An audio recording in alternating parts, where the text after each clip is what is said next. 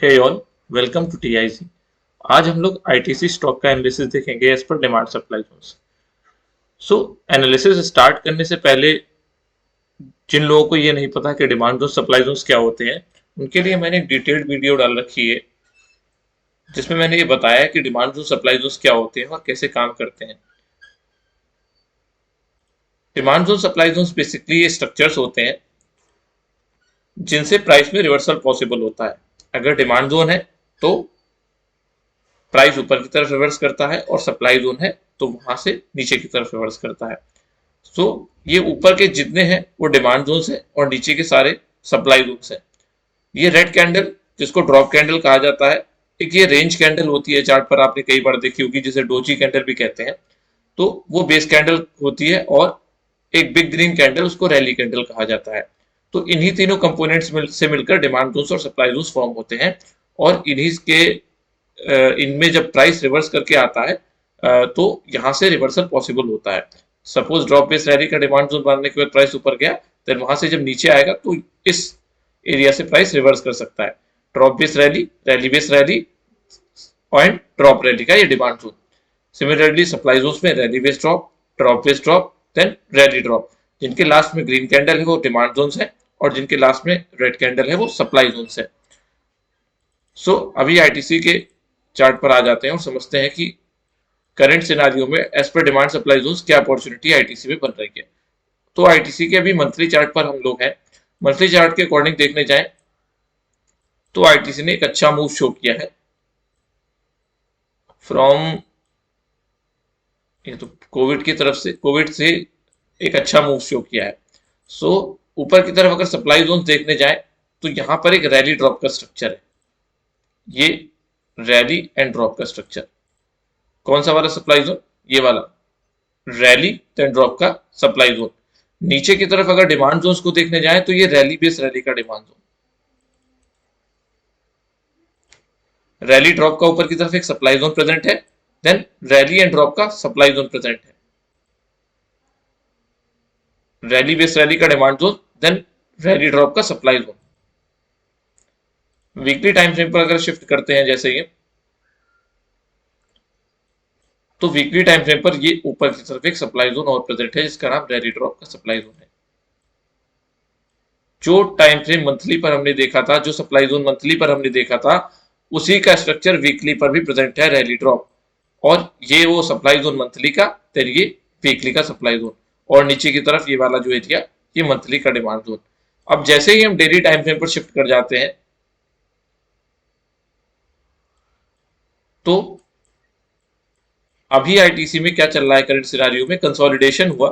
इस कंसोलिडेशन के बाद गैप अप के साथ ब्रेकआउट हुआ और ये ब्रेकआउट फेल हो गया। ये ब्रेकआउट फेल क्यों हो गया?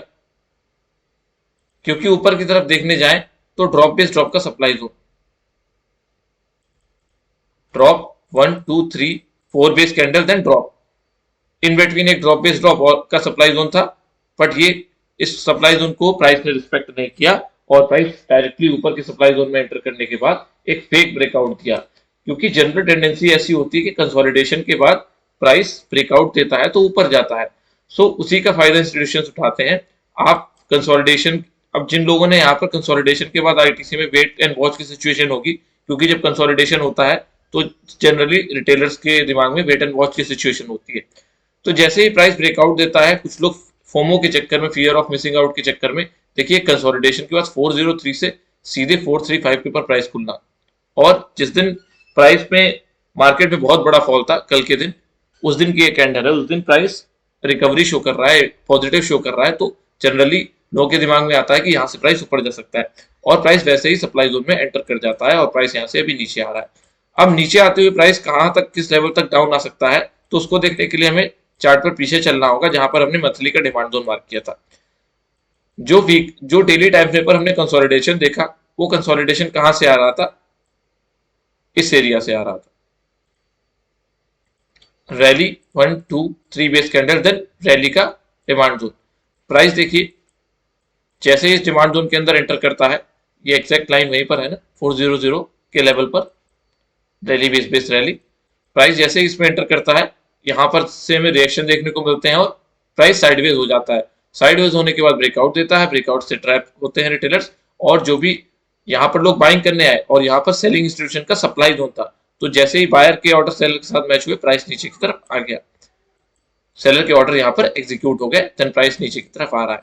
अब प्राइस नीचे आते आते कहां तक डाउन आ सकता है, तो उसको देखने के लिए जो हमने ग्रीन एरिया मंथली पर मार्क किया था, रैली बेस रैली का डिमांड जोन, उस ग्रीन एरिया के अंदर एक और प्रॉपर डिमांड जोन, ये रैली बेस रैली का डिमांड जोन, और अभी तक प्राइस इस डिमांड जोन में नहीं आया है।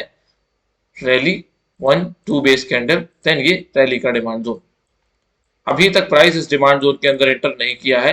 पॉसिबिलिटी ऐसी है कि प्राइस यहां से नीचे आएगा, एंड देखिए जब प्राइस ऊपर जाना होता है, प्राइस को ऊपर जाना होता है, तो प्राइस में क्या होता है, सेलर्स एग्जॉस्ट होते हैं एंड बायर्स धीरे धीरे कंट्रोल लेते हैं। तो जब प्राइस यहां से नीचे आ रहा था तो सेलर कंट्रोल में था, देन यहाँ पर प्राइस साइडवेज हो गया, इट मींस यहाँ पर बायर कंट्रोल करने की कोशिश कर रहा है, और प्राइस को अगर ऊपर जाना है तो सेलर को एग्जॉस्ट होना होगा। अब सेलर अपने ऑर्डर कैसे एग्जीक्यूट करेगा, प्राइस को ऊपर ले जाकर गैप अप ओपन हुआ, और यहाँ पर क्या हुआ, सप्लाई जोन था, यहाँ पर सेलर के ये ऑर्डर्स एग्जीक्यूट हो गए। मतलब अब जब प्राइस यहाँ से नीचे आएगा और इस डिमांड जोन से रिएक्ट करना शुरू करेगा, तो ये जो हिंट्रेंस था प्राइस के लिए, ये क्या हो चुका है, खत्म हो चुका है। अब ऊपर की तरफ ये ड्रॉप का सप्लाई जोन, लेकिन जब प्राइस यहां से नीचे आएगा, समझिए जब प्राइस यहां से नीचे आएगा, तो अब ये डिमांड जोन में जो बाइंग इंस्टीट्यूशन थे उसके ऑर्डर पेंडिंग थे, जो ऑर्डर वो एग्जीक्यूट हो चुके हैं, तो ये डिमांड जोन का काम खत्म हो गया। लेकिन जो हमने मंथली के चार्ट पर ये जो ग्रीन एरिया मार्क किया था रैली बेस रैली, उसके अंदर डेली का एक बहुत अच्छा क्वालिटी का डिमांड जोन है, रैली बेस रैली का डिमांड जोन। तो आईटीसी जब भी 390 के अराउंड आ जाएगा, तो वहां से क्या हो सकता है, एक रिकवरी पॉसिबल है, क्योंकि जो मंथली का इंस्टीट्यूशन है और उसके अंदर एक डेली का इंस्टीट्यूशन प्रेजेंट है, तो दोनों का ही सपोर्ट रहेगा प्राइस को। अब प्राइस क्या करेगा, यहां से जब नीचे आएगा तो यहां पर भी एक क्या है, ड्रॉप, यहां पर थोड़ा साइडवेज हो सकता है, देन यहां से ब्रेकडाउन देने के बाद प्राइस डिमांड जोन में एंटर करेगा, और यहां से हमें रिकवरी देखने को मिल जाएगी। ऊपर की तरफ जो भी सप्लाई जोन प्रेजेंट है, जैसे यहां पर एक ड्रॉप बेस ड्रॉप का सप्लाई जोन, ये वाला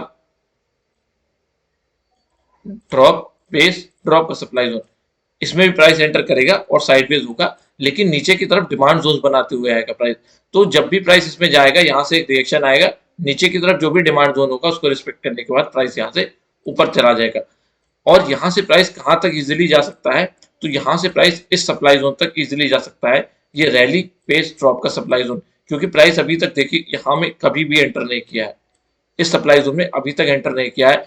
और जब भी, इसका मतलब क्या है, प्राइस ने इस सप्लाई जोन में एंटर नहीं किया है, मतलब यहाँ पर ये इंस्टीट्यूशन के सेलिंग ऑर्डर्स पेंडिंग है। तो प्राइस जब ऊपर आएगा, ऊपर आते हुए इस रेंज तक आ जाएगा, तो यहां से सेलिंग पॉसिबल है। तो प्राइस अभी इस डिमांड जोन से इस सप्लाई जोन तक इजीली ट्रेवल कर सकता है, क्योंकि नीचे मंथली का जो इंस्टीट्यूशन है वो प्रेजेंट है, और ऊपर मंथली का इंस्टीट्यूशन यहाँ पर प्रेजेंट है, ये बायर इंस्टीट्यूशन है, ये सेलर इंस्टीट्यूशन है।